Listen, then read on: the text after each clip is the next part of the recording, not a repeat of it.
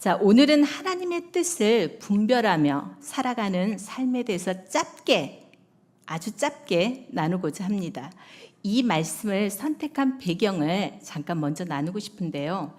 현재 저는 통독의 삶과 좋은 부모의 삶 과정을 진행하고 있습니다. 지난주와 이번 주 좋은 부모의 삶 과정에서는요, 한 가지 미션이 주어졌습니다. 어떤 미션이었냐면요, 하나님께서 나에게 하시는 말씀에 귀 기울여 듣는 시간을 갖는 것이었습니다.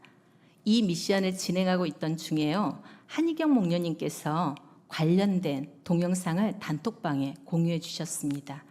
동시에 통독의 상 공부 시간에는요, 지난주에 뭘 읽었냐면 사무엘하를 읽고 있었습니다.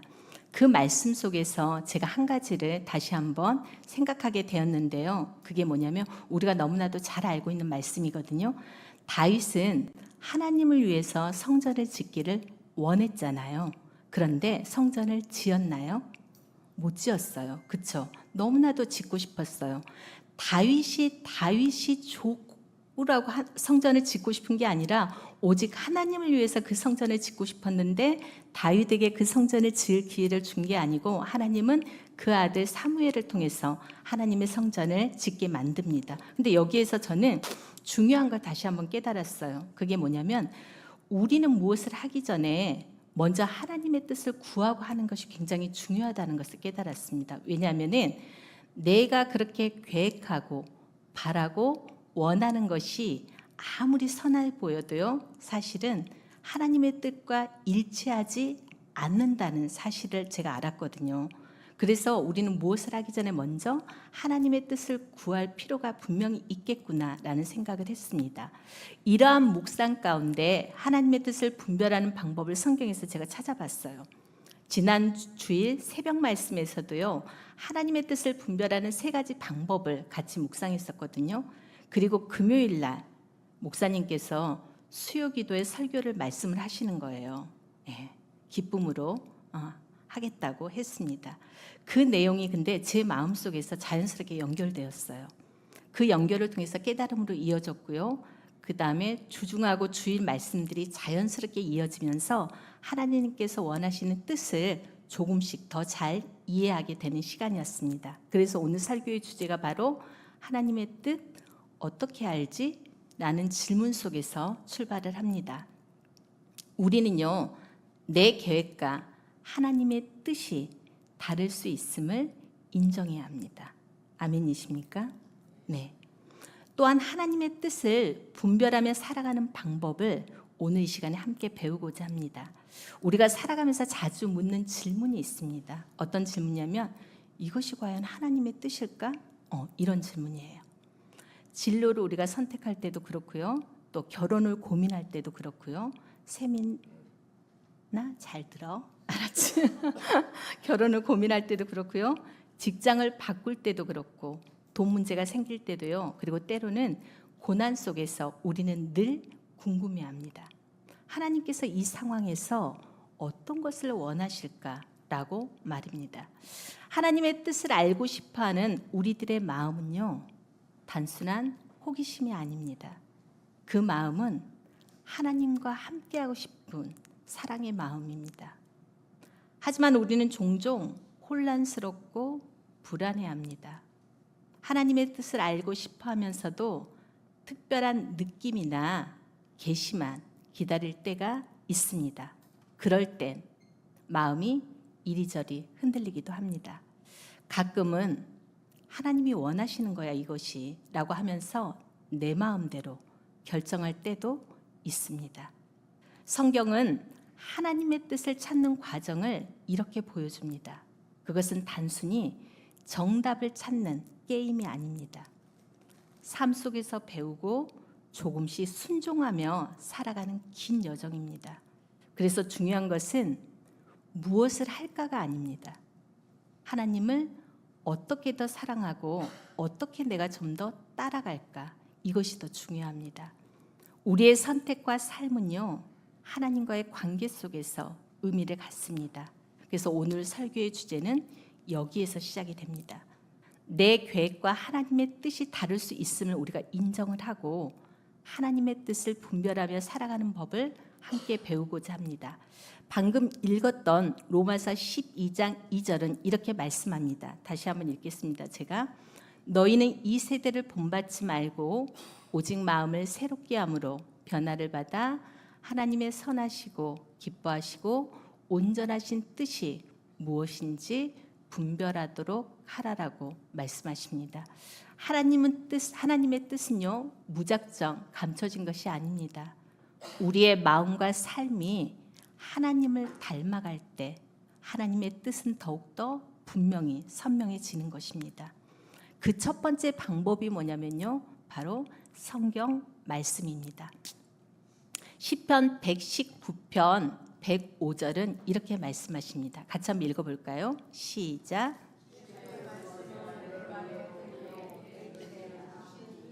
네, 주의 말씀은 내 발의 등이요 내 길의 빛이라고 말씀하십니다. 말씀은 우리의 감정이나 경험보다 훨씬 더 믿을 수 있습니다. 하나님의 뜻을 알기 위해서요, 특별한 느낌이나 계시만 기다릴 필요는 없습니다. 일상 속에서도 우리는 하나님의 뜻을 배우고 선택할 수가 있습니다. 몇 가지 예를 들어보겠습니다. 먼저 직장 선택의 문제입니다. 예를 들어서요, 월급이 많은 회사가 있습니다. 그런데 그 회사는 거짓말을 하거나 불법적인 일을 요구할 수도 있습니다. 반대로요, 월급은 아주 작아요. 그런데 정직하고 동료와 함께 성장할 수 있는 그러한 회사도 있습니다. 이때 우리는 어떻게 선택해야 되는가 하는 얘기입니다. 우리는 이럴 때 말씀을 따라 선택할 수가 있습니다. 돈보다는 원칙과 정직을 먼저 생각하는 것입니다. 하나님은 우리에게 이미 옳은 기준을 말씀을 통해서 주셨습니다. 그렇기 때문에 우리는 선택할 수가 있는 것입니다. 두 번째는요, 친구와 다툼이 생겼을 때입니다. 친구가 나를 오해했을 때 그냥 화를 내고 돌아설 수도 있습니다. 하지만 말씀을 따라서 용서하고 사랑하려고 노력해 보는 것입니다. 내가 왜 화가 났을까? 주님 눈으로 보면 이 상황을 어떻게 말씀하실까? 이런 질문을 통해서 우리는 하나님의 뜻을 조금씩 배우게 됩니다. 세 번째는 돈 문제입니다. 큰 지출을 결정할 때도 마찬가지입니다. 이 선택이 과연 하나님께 영광이 될까? 이렇게 질문하는 것입니다. 그런데 말씀을 기준으로, 그 말씀의 기준에서 우리의 마음을 점검하면요, 후회 없는 선택을 할 수가 있습니다. 결국은 말씀을 읽고 그 말씀을 우리의 마음속에 새기고 행동으로 실천할 때 하나님의 뜻은 점점점 더 선명하게 보이기 시작할 것입니다. 그러므로 우리는 작은 일상 속에서 이런 선택을 하잖아요. 방금 세 가지 예를 들었듯이 그러한 선택에서도 하나님의 기준을 적용하며 실천하는 것이 중요합니다. 그것이 바로 하나님의 뜻입니다. 두 번째 방법은요, 기도입니다. 기도는 그냥 내가 원하는 것을 얻기 위한 도구가 아닙니다. 팀 켈러 목사님은요, 이렇게 기도를 정의하시더라고요. 우리의 마음을 하나님 뜻에 맞추는 훈련의 시간이라고 말씀합니다. 뭐라고요? 우리의 마음을 하나님의 뜻에 맞추는 훈련의 시간이라고 정의를 합니다. 다윗도요, 시편 25편 4절에서 이렇게 기도하는 것을 볼 수가 있습니다. 여기도 같이 읽겠습니다. 시작. 여호와여, 주의 도를 내게 보이시고 주의 길을 내게 가르치소서. 우리 삶 속에서도 마찬가지입니다. 대학을 선택하거나 직장을 선택하거나 친구 관계를 맺거나 돈을 쓸 때 등등 매 순간 선택의 기로에서 마음이 흔들립니다. 앞에서 예를 든 것을 다시 한번 생각해 보기를 원합니다. 예를 들어서 직장을 선택할 때요, 생각해 보시기 바랍니다.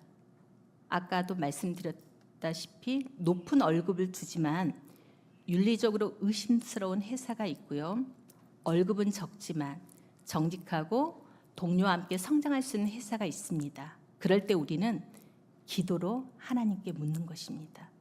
주님, 제가 어디에서 더 주님의 사람으로 살아갈 수 있을까요? 라고 이렇게 묻는 것입니다.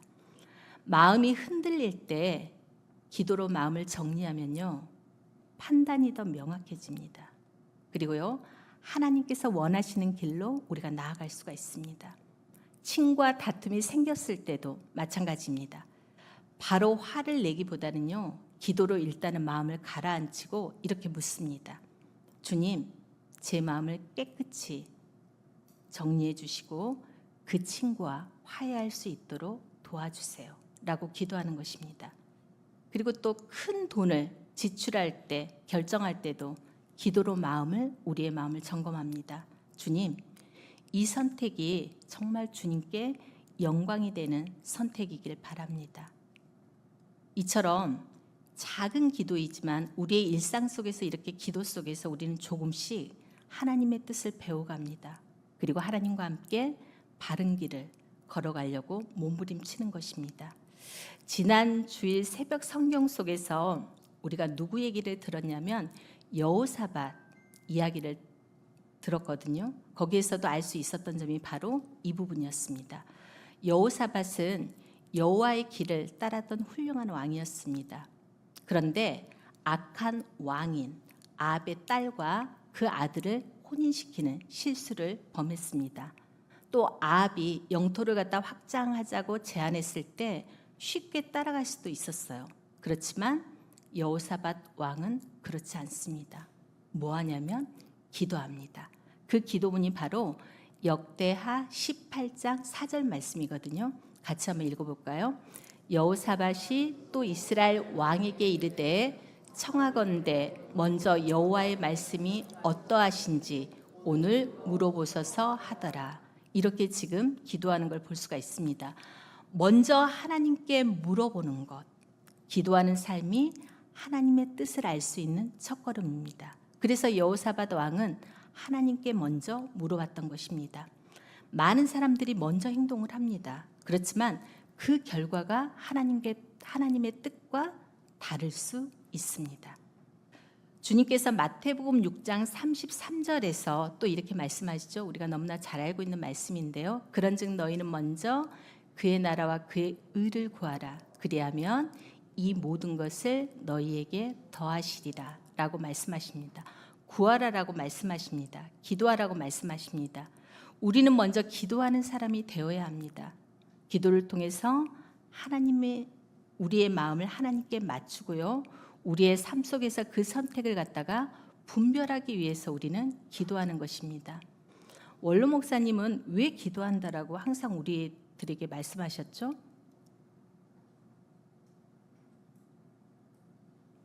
기억을 못하시네. 왜 기도한다고 말씀하셨죠? 내가 할 수 없으니까. 그죠? 우리가 할 수 있는 것이라면 기도할 필요가 없잖아요. 그런데 우리가 할 수 없으니까 기도하는 거죠. 마찬가지로 하나님의 뜻을 분별하는 데도 반드시 필요한 것이 뭐냐면 기도입니다. 우리가 분별할 수 있는 지혜가 있는 것이 아니기 때문에 후히 주시고 꾸짖지 아니하시는 그 하나님께 우리가 구하는 것입니다. 무엇을요? 지혜를 분별케 해달라고, 하나님의 뜻인지를 알려달라고 우리가 기도하는 것입니다. 그래서 하나님의 뜻을 갖다가 알기 위해서는 반드시 필요한 것이 뭐라고요? 기도입니다. 네. 그리고 우리는 그러기 위해서 지금도 기도하고 있고요. 그때 하나님께서 우리에게 바른 마음을 주시고요. 선한 길로 인도하실 줄 믿습니다. 마지막입니다. 짧죠? 네. 마지막은요. 하나님의 뜻을 분별하는 데 가장 중요한 부분일 수도 있는데요. 가장은 아니네요. 죄송해요. 그냥 중요한 것일 수 있는데 뭐라고 써져 있죠? 믿음의 공동체입니다. 네. 잠언 1장 14절은 이렇게 말씀하십니다. 지략이 없으면 백성이 망하여도 지략이 많으면 평안을 누리느니라. 저기에서 지략이라는 것은 지혜입니다. 지혜가 없으면 백성이 망하지만요, 지혜가 많으면 어떻게 된다고요? 평안을 누린다고 말씀하십니다. 우리는 신앙생활을 할 때 절대 혼자 할 수 있을까요? 없을까요? 없습니다. 예. 나는 혼자 할 수 있다라고 장담하면 그 사람은 굉장히 교만한 사람입니다. 예. 신앙생활은 절대 혼자 할 수 없습니다. 왜 혼자 할 수 없는지 아세요? 하나님께서 우리를 부르실 때는요, 반드시 부르심은 두 가지 부르심이 있습니다. 첫 번째는요, 개인적으로 부르셨어요. 우리를 하나님의 자녀로. 그런데 두 번째는요, 공동체로 부르심이 있다는 사실을 기억하셔야 합니다. 그렇기 때문에 우리는 공동체로 부르심 속에서만 우리는 생활을 해야 됩니다. 그렇기 때문에 공동체를 벗어나면 절대 안 되는 것입니다. 어쨌든 혼자 신앙생활을 하지 못합니다. 우리는 때로는 내 마음 때문에 우리는 진실을 보지 못할 때가 있습니다. 그럴 때 바로 공동체가 우리의 눈과 귀가 되어주는 것입니다. 그래서 목장이 중요합니다. 예를 들면 대학이나 직장을 선택할 때, 또 목장의 목자님이나 선택할 때 목장의 목자님이나 신뢰할 수 있는 모금과 뭐 하면 되냐면 상의하면 됩니다. 예. 이게 바로 믿음의 공동체이기 때문입니다. 그들의 경험과 조언을 듣고 나면요, 하나님의 뜻이 조금 더 분명하게 보입니다. 그러니까 본인이 말씀을 통해서라든지 기도를 통하여서 하나님의 뜻을 갖다가 확실하게 분별하면은 굳이 물어보지 않아도 되는데, 그렇게 안 될 때는 바로 여기까지 우리가 생각을 해야 됩니다. 우리가 배우자를 고민할 때도 마찬가지입니다. 목사님과 부모님과 상의합니다. 내 감정만으로 선택하지 않고요, 하나님 안에서 지혜로운 선택을 우리가 배우게 됩니다. 또 친구 문제나 갈등이 생기면요, 성숙한 신앙인에게 조언을 구합니다. 우리는 거의 다 목장에 속해 있기 때문에 성숙한 신앙인이라 하면은 누구를 말하는 걸까요? 당연히 목자님이나 목녀님을 말씀할 겁니다. 그분들에게 조언을 구하면 됩니다.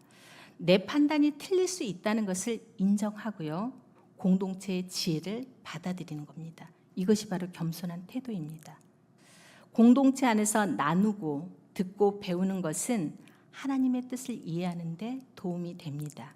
하나님의 뜻은요, 평안만 주는 것이 아닙니다. 우리는 종종 하나님의 뜻을 편하고 쉬운 길로 생각하는 경향이 있습니다. 하지만 성경은 보여줍니다. 그렇지 않다고요. 예수님도요, 겟세마네 동산에서 기도하잖아요. 근데 어떤 마음으로 기도했을 것 같으세요? 굉장히 떨리고 두렵고 마음이 흔들렸을 것입니다. 그럼에도 불구하고 완전히 하나님의 뜻에 순종하셨습니다. 하나님의 뜻은 때로는요, 고난과 도전을 통해서 우리를 성숙하게 합니다. 감정이나 마음의 평안만 보고 절대 결정하지 마십시오. 하나님의 뜻은 우리가 마음을 내려놓는 그 자리에서 나타납니다. 하나님의 뜻은 한 번에 명확하게 나타나지 않을 수도 있습니다. 고린도전서 13장 12절은 이렇게 말씀합니다. 우리가 지금은 거울로 보는 것 같이 희미하나 그때는 얼굴과 얼굴을 대하여 볼 것이요, 지금은 내가 부분적으로 아나 그때는 주께서 나를 아신 것 같이 내가 온전히 알리라고 말씀하십니다. 하나님은 때론 모든 계획을 한 번에 보여주지 않으십니다. 대신 우리는 한 걸음씩 순종하며 배우게 됩니다. 대학에 진학한 후에 처음에는 힘들고 혼란스러워도요, 1년, 2년 지나면서 이 선택이 하나님의 뜻 안에 있었음을 그때서야 깨닫게 됩니다. 직장에 어려움을 겪어도요, 시간이 지나면서 그것이 나를 성장시키고 하나님의 계획 안에 있었음을 알게 됩니다. 믿음은요, 모든 것을 이해하고 나서 움직이는 것이 결코 아닙니다. 우리는 그냥 하나님을 믿기 때문에 움직이는 것입니다. 하나님의 뜻을 아는 가장 중요한 방법은 이겁니다. 하나님과 가까운 관계입니다. 로마서 8장 28절은요. 이렇게 말합니다. 우리가 알거니와 하나님을 사랑하는 자, 곧 그의 뜻대로 부르심을 입은 자들에게는 모든 것이 합력하여 선을 이룬다라고 말씀하십니다. 하나님의 뜻은요. 완벽한 선택을 찾는 것이 아닙니다. 하나님의 뜻은 하나님과 그냥 함께 걷는 삶이 하나님의 뜻입니다. 우리가 말씀을 읽고 기도하며 공동체 안에서 순종하면 됩니다. 그 길은 이미 하나님의 뜻 안에 있는 길입니다. 두려워하지 마십시오. 하나님은 우리의 걸음을 인도하실 것입니다. 작은 순종이 모여서요. 하나님의 큰 뜻을 이룰 것입니다. 그러므로 우리들은 이제 한 걸음 한 걸음 믿음으로 나아가시길 바랍니다. 오늘 주어진 자리에서 말씀으로 살고요. 기도로 서고 순종으로 걸어가십시오.